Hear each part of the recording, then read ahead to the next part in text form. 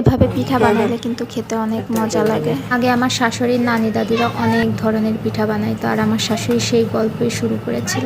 আর আমার শ্বশুরের সাথে আমার মেয়ে সুন্দর করে গল্প শুরু করে দিয়েছিল। আর আমার মেয়ে তো নতুন নতুন গল্প শিখেছে, এই জন্য অনেক গল্প, ওর সাথে গল্প করতে আমারও ভীষণ ভালো লাগে এবং অনেক সময় কাটে। শাশুড়ি মেয়ের ছেলের পিঠা খেতে মন চাইছে, তাই শাশুড়ি মা তার ছেলের জন্য সুন্দর করে পিঠা বানাচ্ছে। শাশুড়ি মা এমনিতে অনেক সুন্দর পিঠা বানাইতে পারে। প্রথমে পিঠার গুলাটা খুব সুন্দর করে বানিয়ে নিয়েছে, আর পিঠার গুলাটা যত সুন্দর করে বানানো যায় পিঠাটা ঠিক তত সুন্দরভাবে ফুলে।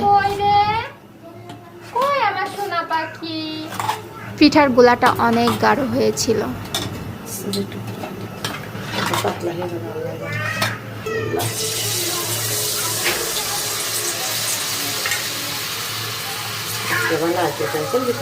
যখনই পিঠা বানাই না কেন সবার প্রথম পিঠাটা আমিই খাই। আমার প্রথম পিঠাটা খেতে অনেক মজা লাগে, ওটা অনেক মুচমুচে হয়।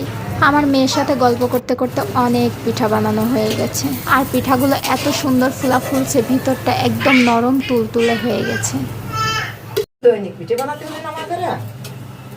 পিঠার রাজা, পিঠা খাইতে হবে বেশি বেশি। দাদি পিঠে বানাও না। কি কি পিঠা বানাইতো আপনার দাদি?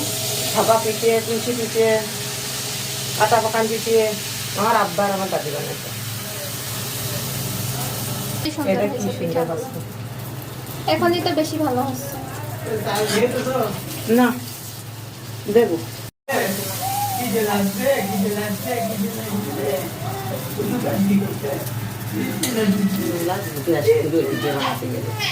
পিঠা বানাইতে গেলে তো গ্যাস তো হিসাব করতে গেলে কি খাওয়া যায় কোন